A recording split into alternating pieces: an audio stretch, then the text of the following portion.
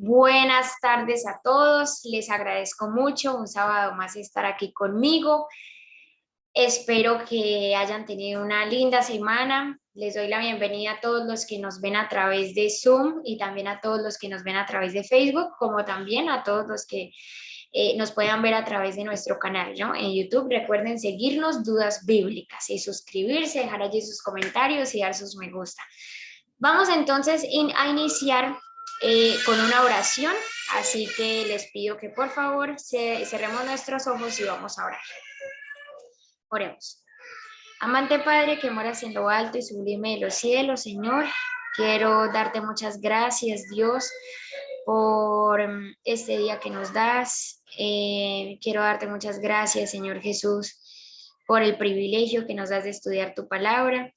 Quiero pedirte de manera especial que tu Santo Espíritu pueda estar con cada uno aquí de nosotros, con los que nos vean a través de Facebook, a través de Zoom, a través del canal, y que por favor nos ayudes a comprender lo tan importante y la verdad tan crucial que hoy aprenderemos. Quédate con nosotros y gracias, Señor, por tu amor.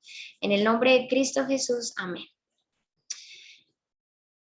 Bueno, el tema de hoy es demasiado importante. Seguimos estudiando claramente el santuario y realmente cada vez nos acercamos más a conocer por qué es importante este tema, quizá para muchos tan antiguo, conocerlo hoy, ¿sí? Para comenzar, les muestro aquí en esta diapositiva, en la pantalla, el problema del pecado es algo que no solamente cobija nuestro mundo. El problema del pecado es un problema universal. No sé si ustedes lo sabían, de hecho vamos a tener un programa sobre eso. Resulta que la Biblia dice que hay otros mundos que Dios también ha creado, ¿sí?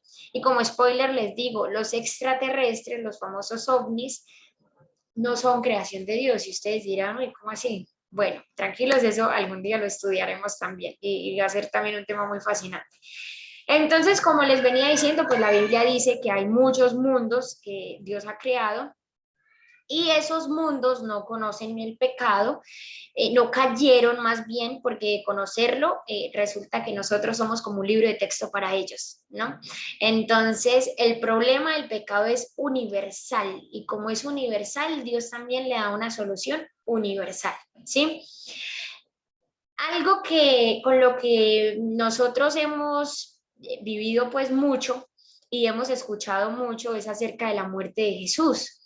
Jesús en la cruz, su muerte en la cruz fue algo muy importante, pero sin embargo en una charla les explicaba y les mencionaba más bien que aunque es algo fundamental y tremendamente maravilloso que Jesús haya muerto por nosotros, cosa que no nos cabe en la mente, todavía no comprendemos realmente ese significado. Sin embargo, eso no queda allí. Y la salvación no queda en el solo paso de la cruz. Hoy vamos a entender por qué el santuario nos describe ese plan de salvación que Dios tiene con cada uno de nosotros. Plan de salvación que empieza en el campamento. Aquí quizá no mucho hemos dedicado tiempo para hablar sobre el campamento, hoy lo vamos a estudiar. Allí empieza el plan de salvación, en el campamento, fuera del santuario. Como segundo paso del plan de salvación tenemos el altar de sacrificio, como tercer paso el lavacro, como cuarto paso la entrada al lugar santo y como quinto paso la entrada al lugar santísimo. Sin embargo, vamos a ver dos más, porque el plan de salvación tiene en realidad 7 pasos. El sexto es el día de la expiación, una fiesta muy importante que estudiamos el sábado pasado. Y el séptimo, Dios habitando de nuevo en nuestro campamento. Vamos a estudiar qué significa todo esto. Yo no sé si alguna vez ustedes, por ejemplo, hicieron, qué sé yo, hablo para Ana, para Ashley o para los jóvenes así más, quizá de mi edad, o los papás que recuerden que los jóvenes hayan hecho eso, estaban de moda unas manillitas que eran de ligas y uno se hacía unas manillitas con puras liguitas y la liguita tenía una que estar encima de la otra y conectadas para que pues la manilla realmente se viera bien y funcionara. Si una de ellas no estaba bien conectada, pues la manilla se desbarataba en pocas palabras, ¿sí? ¿Por qué les traigo este ejemplo? Porque con todos estos 7 pasos que hoy vamos a ver, nos vamos a dar cuenta que son como esa manilla, es como una cadena. Si alguno de estos pasos falta, no puedo pasar al siguiente. Ustedes decidirán si les parece un paso más importante que el otro, ustedes lo van a decidir. Sin embargo, algo sí les repito, si un paso no salía bien, no se podía pasar al siguiente. Entonces, todos son de igual manera muy importantes. Por eso, les reitero tanto que aunque la muerte de Jesús en la cruz es vital y fundamental, fue tan solo uno de estos 7 pasos. Y hoy los vamos a estudiar. Sin más preámbulos, entonces vamos a iniciar e iniciamos con el campamento. Antes de Jesús morir en el altar de sacrificios, ¿qué tenía que hacer Jesús? Y la respuesta es vivir una vida sin pecado. Si Jesús no vivía una vida sin pecado, de nada servía el sacrificio. De nada, de absolutamente nada. Por eso les decía el ejemplo de la manilla. El primer paso tiene que salir súper para que el segundo salga súper y para que así sucesivamente. ¿Listo? Entonces, ¿qué tenía que hacer Jesús fuera del santuario? Tenía que vivir una vida sin pecado, como lo estudiamos en una de las fiestas del sábado pasado. ¿Sí? La ley de Dios, los 10 mandamientos exigían perfección, perfección que ni mi tía, ni mi abuelito, ni quienes nos ven en Facebook, ni Ana, ni Ashley, ni absolutamente nadie podía brindarle a la ley. Así que vamos a recordar un poco cuando estudiábamos acerca de Adán y Eva, cuando ellos pecan, quedan desnudos, se cubren con hojas de higuera, y Dios llega y le pregunta a Adán, ¿dónde está? Y Adán le dice, Señor, es que me escondí porque resulta que estaba desnudo. Pero ¿cómo así? Si ya no se había vestido con una higuera, ¿y cómo pueda seguir desnudo? Ellos quedaron destituidos de la gloria de Dios una vez pecaron, ¿sí? Y Dios por eso les hizo túnicas de pieles de animales, ¿sí? Como símbolo ya de ese cordero que vendría. Eso lo hemos repetido muchas veces y hasta de pronto ustedes digan, ay, Valentina, dele y dele con el mismo tema, pero es tan importante que de verdad que si no entendemos este Génesis, no podemos entender lo otro. Jesús entonces tuvo que vivir una vida sin pecado, brindarle esa perfección que la ley requería, ¿sí? Con su vida impecable, con su vida intachable, con su vida sin levadura, sin corrupción, sin pecado, nos brinda un manto, pero esta vez de justicia. Gracias a su vida somos cubiertos de ese manto de justicia, de ese manto que incluso Apocalipsis nos dice, compren túnicas, vístanse, es la justicia de Dios, ¿sí? Hay algo fascinante y es que la razón por la que Dios les pide a los hombres que hagan un santuario es porque Él quiere habitar en medio de ellos. Y Juan, aquí lo tengo, Juan 1:14 dice, aquel verbo fue hecho carne y habitó entre nosotros. Y vimos su gloria, gloria como la del unigénito del Padre, lleno de gracia y de verdad. Fascinante. Él antes, en el Antiguo Testamento, quería habitar con su pueblo, por eso manda a construirles un santuario. Y después viene acá a vivir también con su creación, esta vez en carne literal, ¿sí?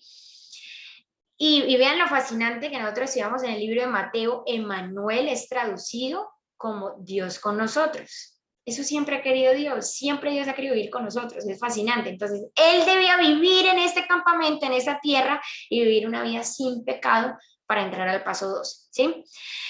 Aquí les traigo los versículos bíblicos donde podemos encontrar cómo debía ser el cordero, que nosotros ya lo vimos, debía ser sin defecto, y cómo debía también presentarse el sacerdote, también sin defecto, ¿sí? Solo se los dejo como para que tengan allí el fundamento bíblico de lo que hoy estamos hablando. Y primera de Pedro 1, 18, 19 y 20, vean lo que nos dice. Sabiendo que fuisteis rescatados de vuestra buena manera de vivir, la cual recibisteis de vuestros padres, pilas, no con cosas corruptibles como oro o plata, sino con nada más y nada menos que la sangre preciosa de Cristo, como de un cordero sin mancha y sin contaminación, ya destinado desde antes de la fundación del mundo, pero manifestado en los posteros tiempos por amor de vosotros. ¿Cómo fue Jesús? Como un cordero sin mancha. Pero es tan importante este primer paso del campamento, porque vuelvo y repito, si la vida de Jesús no hubiese sido una vida sin pecado, de nada valdría el segundo paso. Y vamos a estudiarlo. ¿Listo? Este segundo paso, entonces, nos va a hablar también de algo muy importante y es el altar de sacrificios. Y hay una noticia que si no tuviéramos a Jesús quizá fuese muy triste para nosotros. Está en Romanos 6:23 y dice, porque la paga del pecado es muerte, mas la dádiva de Dios es vida eterna en Cristo Jesús, Señor nuestro. Y amén por eso. Gracias a la muerte de Jesús, ya no tenemos que morir. Y vamos a ver qué nos dice 2 Corintios 5:21. Dice, al que no conoció pecado por nosotros, lo hizo pecado para que nosotros fuésemos hecho justicia de Dios en él.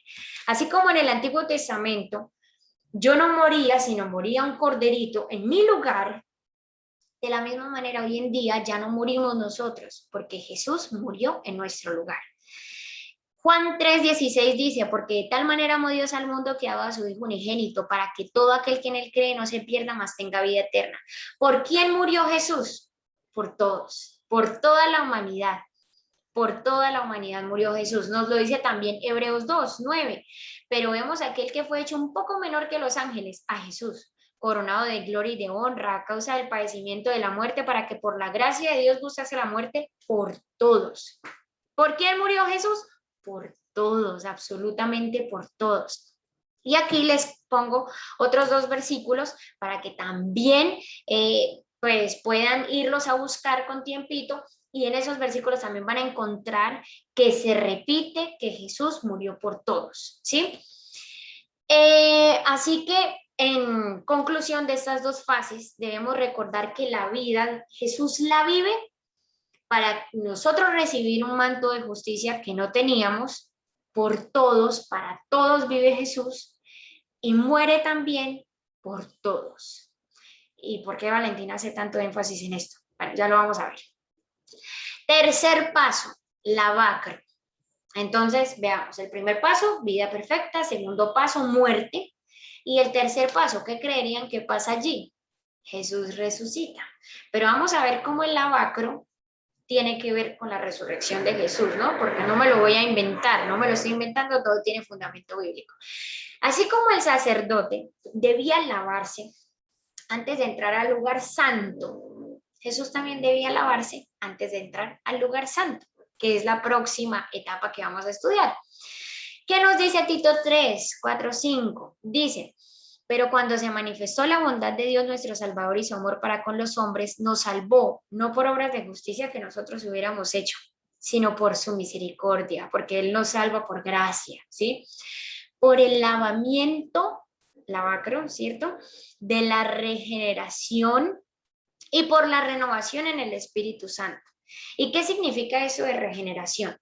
Pues según el Diccionario Teológico del Nuevo Testamento de Kittel, esta palabra deriva de palín, de nuevo, y de génesis, que significa comenzar, y por lo tanto significa nuevo génesis, ya sea en el sentido de volver a la existencia, volver a la muerte en vida, o la renovación de una existencia más elevada. ¿Qué es entonces y qué simboliza el lavacro en la vida de Jesús? Pilas, aquí hay muchos predicadores, de ello, que dicen el lavacro simboliza el bautismo de Jesús. Y aunque tendría mucha relación, también podríamos hacernos la pregunta, ¿y entonces por qué el lavacro no se pone antes del altar de sacrificio, cierto? Porque no tendría sentido que primero Jesús haya muerto y después se bautice, ¿sí? Entonces usamos este texto bíblico precisamente para corroborar que el lavacro a lo que hace referencia es a ese lavamiento que Jesús tiene con la regeneración. ¿Con qué? Con el hecho de volver de la muerte a la vida, ¿sí? Entonces, Jesús cumple esta escena y esta parte y este mueble del santuario resucitando. Esa es la manera en la que él la cumple, ¿sí? Dice aquí también en Romanos 6, sabiendo que Cristo habiendo resucitado de los muertos, ya no muere, la muerte no se enseñorea más de él, porque en cuanto él murió, al pecado murió una vez por todas, más en cuanto vive, para Dios vive. Y hago mucho énfasis en esto de que cuando Jesús murió, su muerte fue una, es única y es necesaria y vuelvo y repito, la única vez que Jesús murió por nuestros pecados, porque ya vamos a ver que en los próximos videos vamos a entender que hay un poder que quiere atacar el santuario y lo ataca de una manera que repite frecuentemente la muerte de Jesús. Pero eso lo vamos a ver con más detalle después, ¿sí? Así que vuelvo y digo, para concluir con esta etapa, Jesús se limpia a través de su resurrección para entrar al lugar santo. Esa es la manera como él lo hace. Ahora bien, Jesús vive, que es representado ¿en qué? En el campamento. Jesús muere, que es representado en el altar de sacrificios. Y Jesús resucita, que es representado en el lavacro, por todos.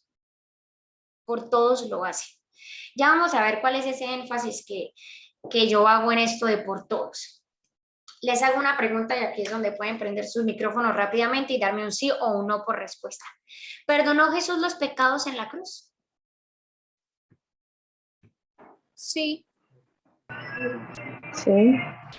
Bueno, Yo también digo que sí. sí, ok, listo. Perfecto, bueno, aquí todos están diciéndome casi que al unísono sí. La respuesta es no. Y todos dirán, ¿qué? Valentina, ¿qué está diciendo? Valentina es un hereje. Bueno, vamos a ver, vuelvo y les digo, yo nunca voy a responder nada, siempre vamos a ir a la Biblia. ¿Qué nos dice la Biblia? ¿Sí? Primera de Corintios 15, 17 al 19 dice lo siguiente. Y si Cristo no resucitó, tercer paso, vuestra fe es vana. ¿Por qué? Porque aún estáis en vuestros pecados.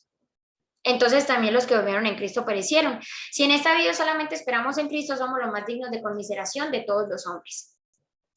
Es decir, los pasos son tan importantes que por eso no podemos descuidarlos todos. Son 7 y no nos podemos fijar solamente en uno de ellos, que son tan importantes, pero son una cadena.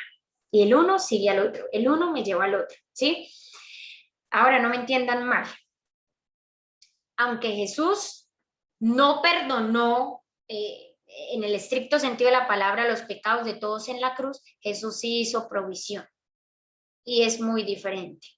Y ya se los voy a explicar con un ejemplo. ¿Listo? Lugar santo. Cuarto lugar, y aquí es donde entra el ejemplo que les voy a explicar. Bueno, en el lugar santo nos dice Jesús en Juan 3:16, porque de tal manera amó Dios al mundo que ha dado a su Hijo unigénito, para que todo aquel que en él cree no se pierda, mas tenga vida eterna. Hay muchos que leen Juan 3:16 solamente hasta Hijo unigénito. Pero la segunda parte es tan importante como la primera. Dice, para que todo aquel que en él cree no se pierda, mas tenga vida eterna. Y es aquí donde entra la explicación de la anterior pregunta. ¿Listo? ¿Y por qué es tan importante para el lugar santo?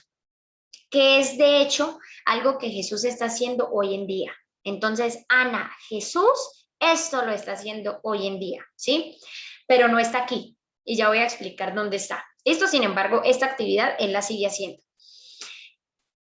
Vamos a imaginarnos un súper multi archi recontra mega millonario que deposita muchísima cantidad de dinero en un banco a fin de pagar todas las deudas de toda la humanidad. Entonces todos gritamos, ¡súper! Ya mejor dicho, la hipoteca de mi casa está librada, lo que le debo a mi hermano está librado, mejor dicho, súper, ¿cierto? Que alguien pague todas las deudas que yo tengo. ¡Ah, súper! Y resulta que claramente por ser una noticia tan impresionante, este señor multimillonario debe publicarla en todos los medios posibles para que llegue a todos los mundos, a todos los idiomas, ¿cierto? Pero requiere, y este señor multimillonario pone unas condiciones. Y llega y dice, bueno, para que se haga posible la entrega del dinero, ¿sí? El deudor debe arrepentirse de haberse endeudado.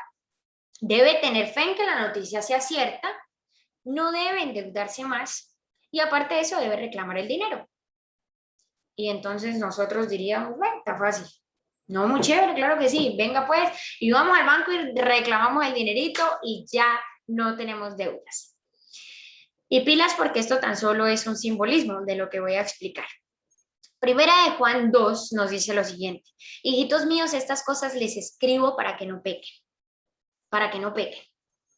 Pero si alguno hubiere pecado, pues recuerde que nosotros tenemos un abogado para con el Padre. ¿Quién es? Jesucristo el justo. ¿Qué pasa? Que Él es la propiciación por nuestros pecados y no solamente por los nuestros, sino también por los de todo el mundo. Jesús hizo la provisión, Jesús fue ese archirrecontra megamillonario que hizo la provisión del perdón de los pecados de todo el mundo. El problema es que no todo el mundo se acerca al banco a reclamar el dinero. El problema es que no todo el mundo sabe lo que está haciendo Jesús hoy en día y por eso no sabe la importancia de reclamar esa provisión. ¿Qué tenemos que hacer? ¿Cómo la reclamamos? ¿Cómo vamos al banco? Hechos 2:38 nos dice, Pedro les dijo, arrepentíos y bautícese cada uno de vosotros en el nombre de Jesucristo para perdón de pecados y recibiréis el don del Espíritu Santo. ¿De qué otra manera también?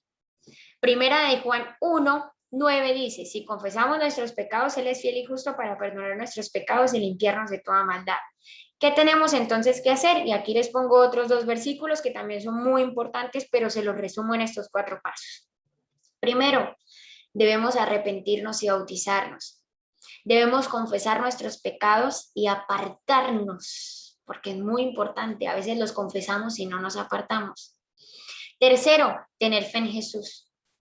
Y cuarto, pedirle que ponga a nuestra cuenta la vida, muerte y resurrección de Jesús. Si no, de nada sirve la provisión que Él hizo. ¿Qué es entonces lo que Él hace en el lugar santo? Intercede por nosotros. Él es el único intercesor. Él es el que le dice al Padre, Él es ese abogado que le dice al Padre, Padre, Ana pecó, pero me está pidiendo perdón, no la vea a ella. Vea mi vida justa, póngale el manto de justicia a ella y nada pasó. Jesús nos mira como si nunca hubiésemos pecado. La pregunta que nos haríamos es, ¿Jesús intercede por todos? ¿Por todos los seres humanos? Y la respuesta, que de pronto a muchos sorprenderá, se encuentra en Hebreos 25. Por lo cual puede también salvar perpetuamente a los que por Él se acercan a Dios, viviendo siempre para interceder por ellos.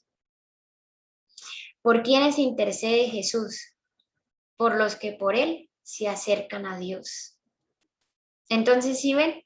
Los pasos son tan importantes que de nada me sirve a mí saber que Jesús murió por mí en la cruz y no pedirle que me perdone y no arrepentirme de mi pecado y no volverlo a cometer más, ¿sí? Entonces, de esta manera, acercándome a Jesús, es como Él puede interceder por mí. Por eso es tan importante lo que hace Jesús en el lugar santo. Intercede por nosotros. Es el único intercesor, es el único puente entre Dios y el hombre. Recordemos la historia del hijo pródigo. El hijo pródigo se va, le dice al padre que ya está cansado de las reglas, que ya no quiere saber nada de él, que más bien le dé el dinero, y el padre trata de disuadirlo, no lo logra, y le entrega el dinero. El hijo se va y una vez ha tocado fondo, regresa donde su padre porque recuerda que su padre es muy amoroso y es muy bondadoso. Y vean lo que nos dice Lucas 15:22. Pero el padre dijo a sus siervos, sacad el mejor vestido y vestidle, y poned un anillo en su mano y calzado en sus pies. Es maravilloso. ¿Qué dice Dios? Pónganle un vestido, pónganle el manto de mi justicia. Es muy importante conocer todos los pasos del plan de salvación, porque no nos podemos quedar en el primero y no nos podemos quedar en el segundo. Aún tenemos que continuar. Si Jesús no hubiese resucitado, ¿cómo podría entrar al lugar santo? Necesitamos a un Dios vivo, ¿cierto? Si Jesús no hubiese muerto, ¿cómo habría podido resucitar? Y si Jesús no hubiese vivido una vida santa, ¿cómo habría podido morir por nosotros? Por eso todos los pasos son tan importantes y se unen todos y cada uno de ellos. Quinto lugar, quinto paso, quinta estación de este plan de salvación. Aquí es donde está Dios. Aquí es donde está Jesús en este momento. Así que si todos queremos saber dónde se encuentra Jesús en el cielo, en el lugar santísimo. Y ya lo vamos a estudiar. El lugar santísimo es un lugar de juicio, ¿sí? Porque es un lugar de juicio. Vamos a leer Daniel 8, 13 y 14. Hoy vamos a estudiar una profecía que no estudiamos el sábado pasado, pero les voy a decir lo siguiente antes de estudiarla. Esta profecía es tan importante y es tan profunda y se encuentra en el libro de Daniel. Nosotros, si Dios nos lo permite, vamos a estudiar en una serie el libro de Daniel. Cuando estudiemos el libro de Daniel, vamos a meternos en este tema con profundidad. Hoy se los voy a explicar de manera que puedan entender claramente, ¿sí? Sin embargo, no de manera muy profunda. ¿Listo? ¿Qué habíamos estudiado? ¿Qué profecía estudiamos el sábado pasado? La profecía de las 70 semanas. Hoy, ¿qué profecía vamos a estudiar? La profecía de las 2300 tardes y mañanas. Esta profecía inicia, es decir, esta profecía es completa, 2300 tardes y mañanas. La de las 70 semanas también empieza allí y llega hasta cierta parte de los 2300 tardes y mañanas. Ya ahorita lo vamos a entender. Daniel 8, 13 y 14 dice: entonces oía un santo que hablaba y otro de los santos preguntó a aquel que hablaba: ¿hasta cuándo durará la visión del continuo sacrificio y la prevaricación asoladora, entregando el santuario y el ejército para ser pisoteados? Y él dijo: hasta 2300 tardes y mañanas, luego el santuario será purificado. Yo les había dicho el sábado pasado que cuando hubo ese despertar religioso de que Jesús vendría, se hizo precisamente basado en esta profecía porque creían que el santuario iba a ser purificado, pero el terrenal. Y habían olvidado que el santuario queda en el cielo y ese es el que iba a ser purificado con esta profecía. Vamos entonces a recordar lo que vimos el sábado pasado.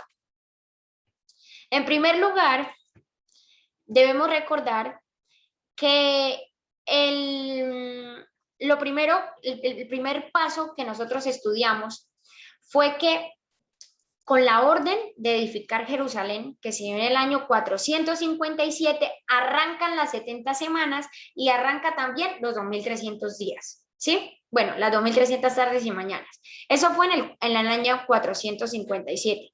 Aquí lo voy a compartir también con mis amigos de Facebook para que lo vean y bueno, puedan saber. Desde el 457 hasta el Mesías ungido, que ¿cómo fue ungido? A través de su bautismo, pasaron 69 semanas, o sea, 483 años. Eso nos da al año 27 después de Cristo.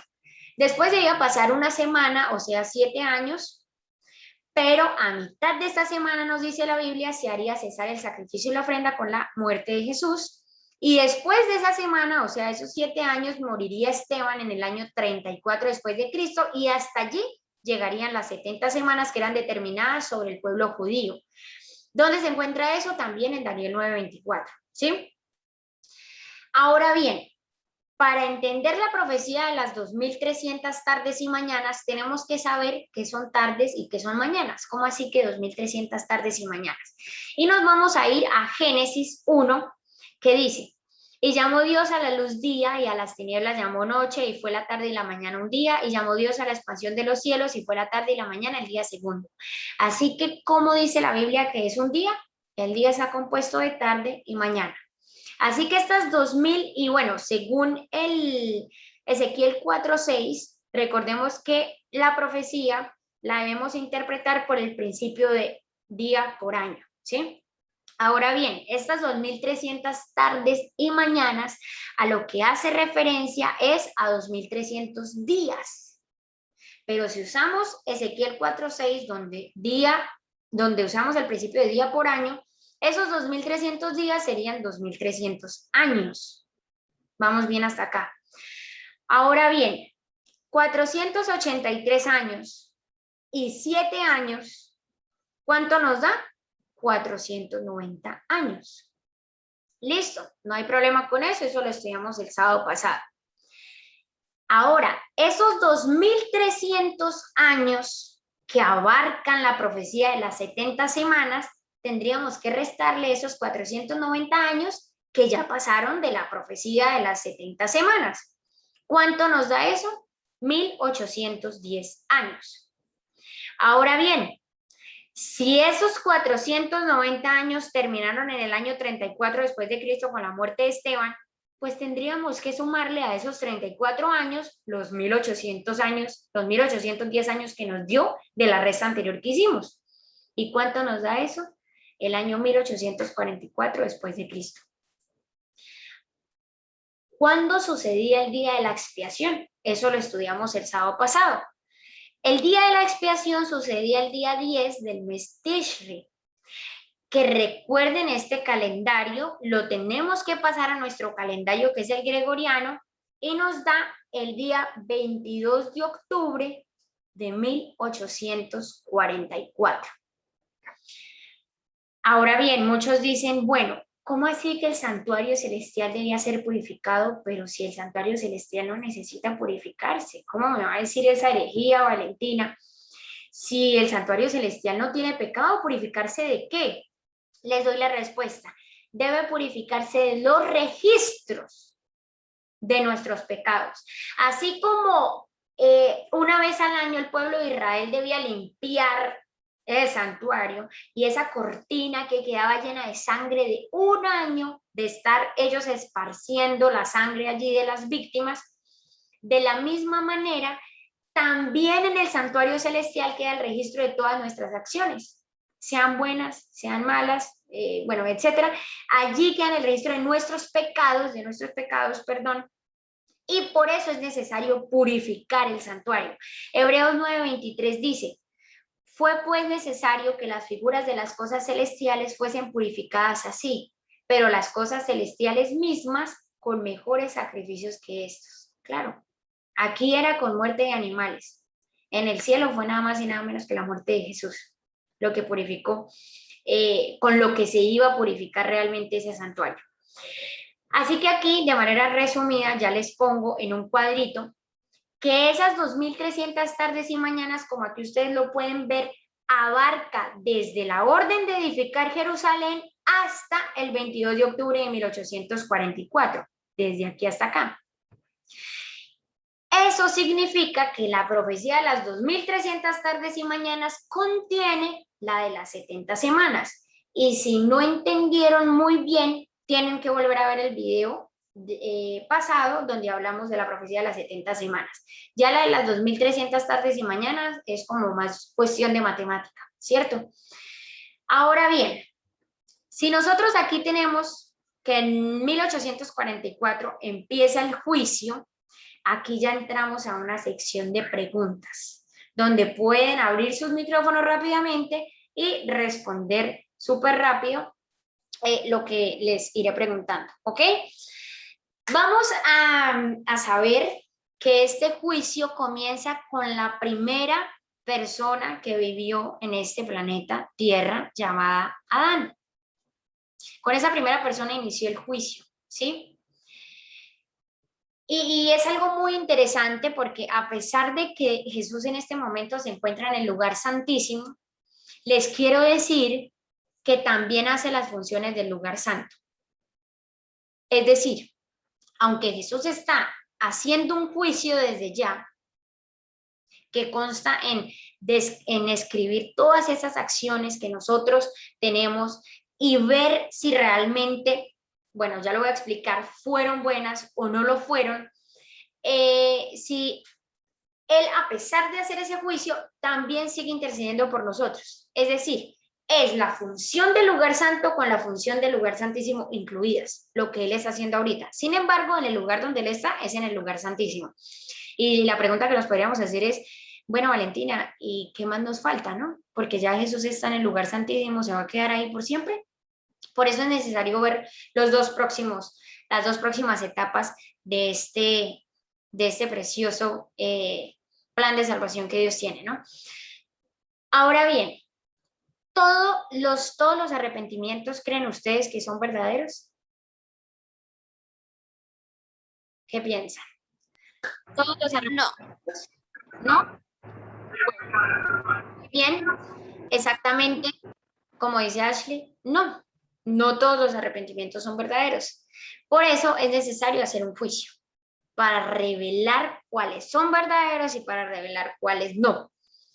Ahora, ¿cómo se determina si son verdaderos o no? ¿Cómo lo determinamos? Sencillo, lo determinamos por medio de las obras. Y aquí ustedes me dirían, venga Valentina, ¿cómo así? O sea, se determina si nuestro arrepentimiento es verdadero o no por medio de las obras, pero nuestra salvación es por gracia.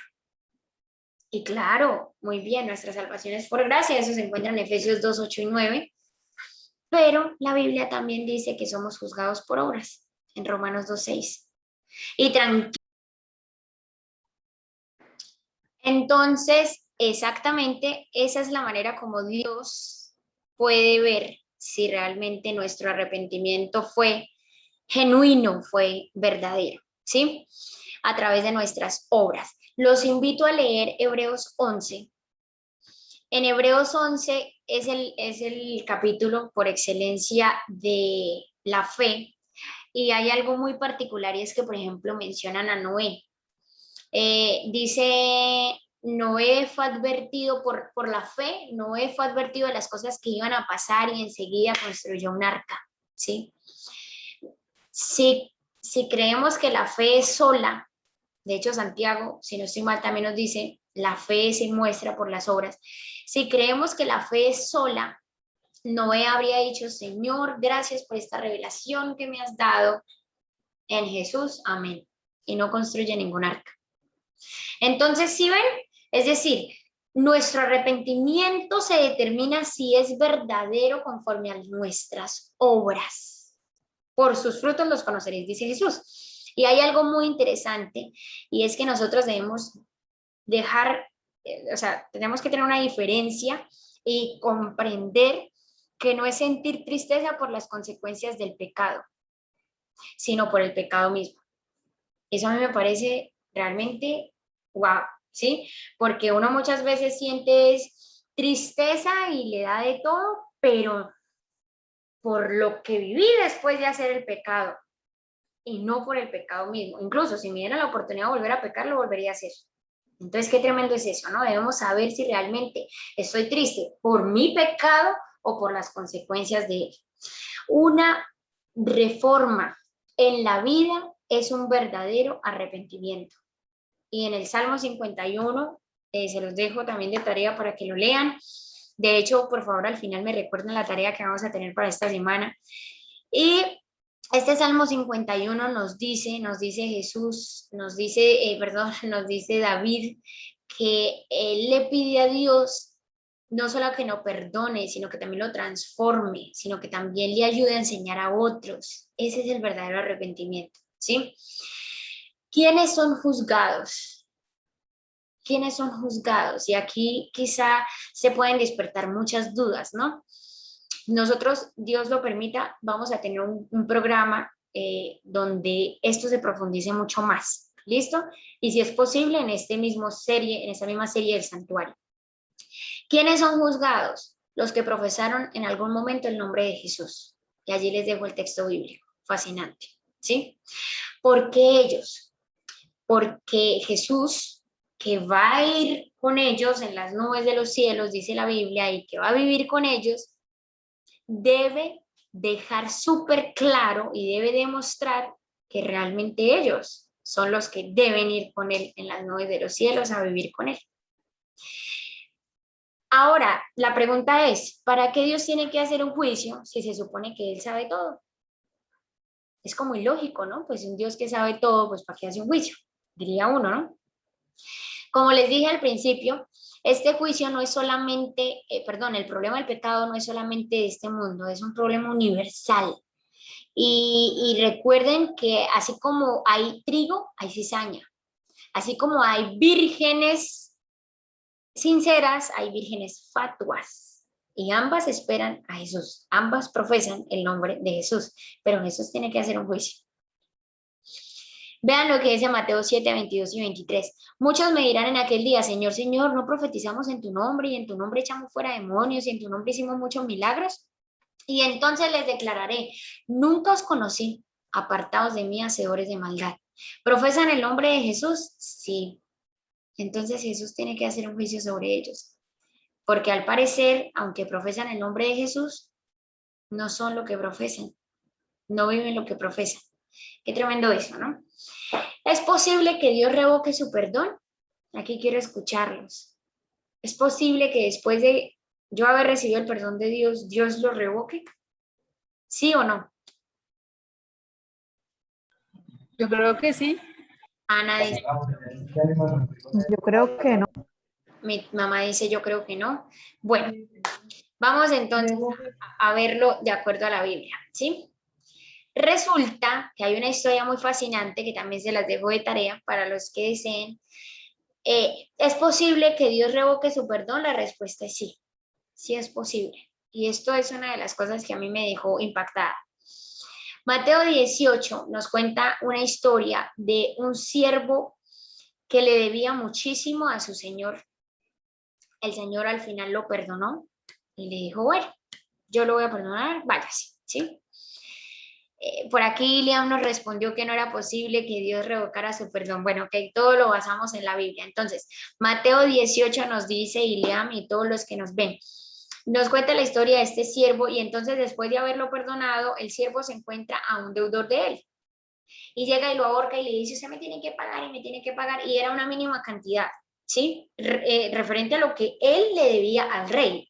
Nosotros lo estudiamos en el libro de Mateo.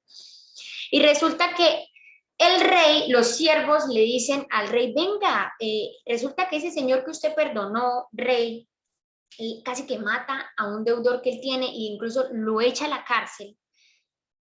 Imagínese eso tan terrible. Y entonces nos dice los versículos 32 al 34.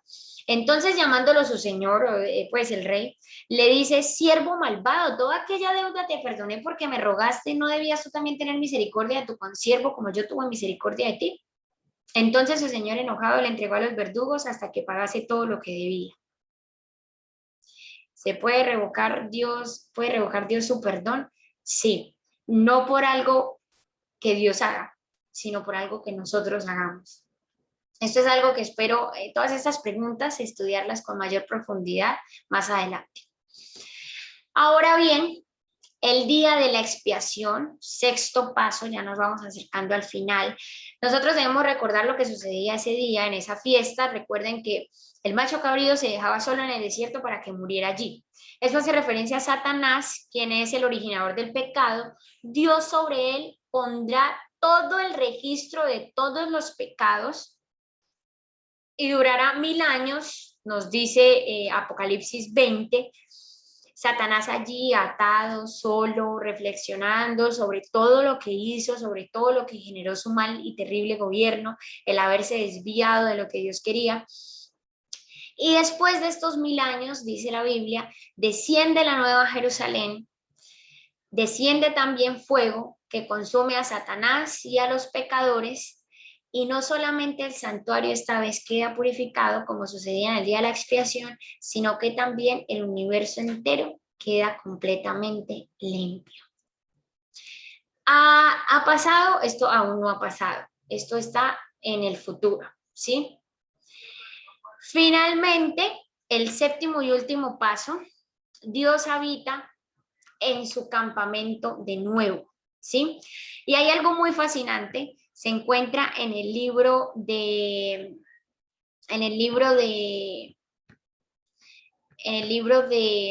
lo siento, aquí lo tengo, se encuentra en el libro,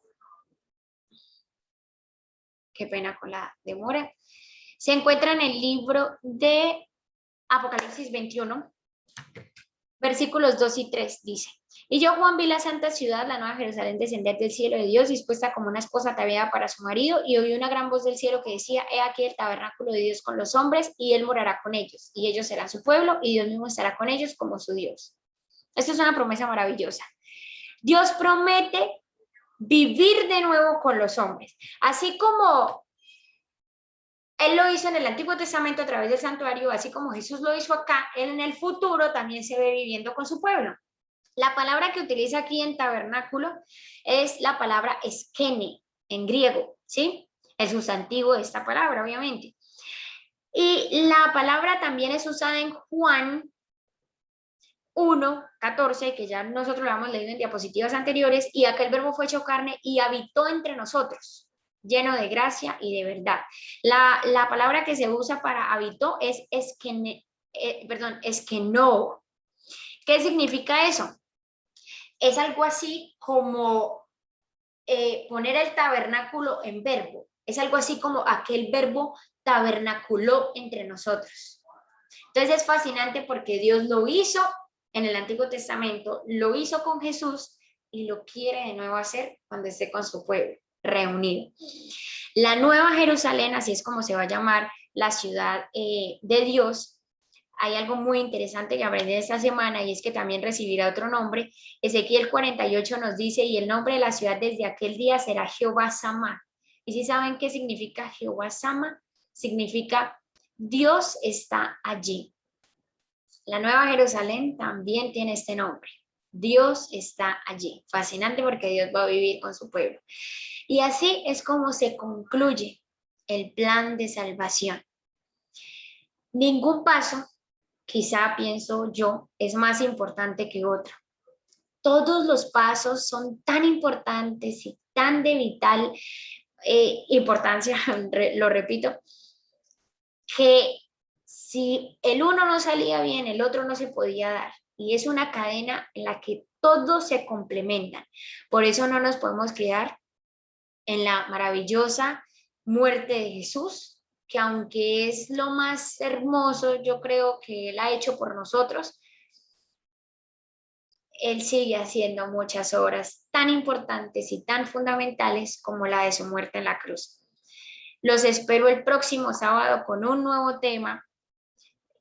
Nos estamos acercando a cómo este santuario se pisotea y vamos también a estudiar qué doctrinas son tan importantes que se estudian a la luz del santuario y también las vamos a estudiar. Los espero entonces el próximo sábado a las 3 de la tarde y antes los invito a cerrar nuestros ojos para terminar con una oración. Amante Padre Celestial, te damos las gracias, Señor, porque a pesar de las dificultades, tú lo solucionaste todo. Eso está en tus manos, Señor. El estudio de tu palabra es fascinante, es maravilloso. Y gracias por hoy habernos enseñado esos 7 pasos del plan de salvación.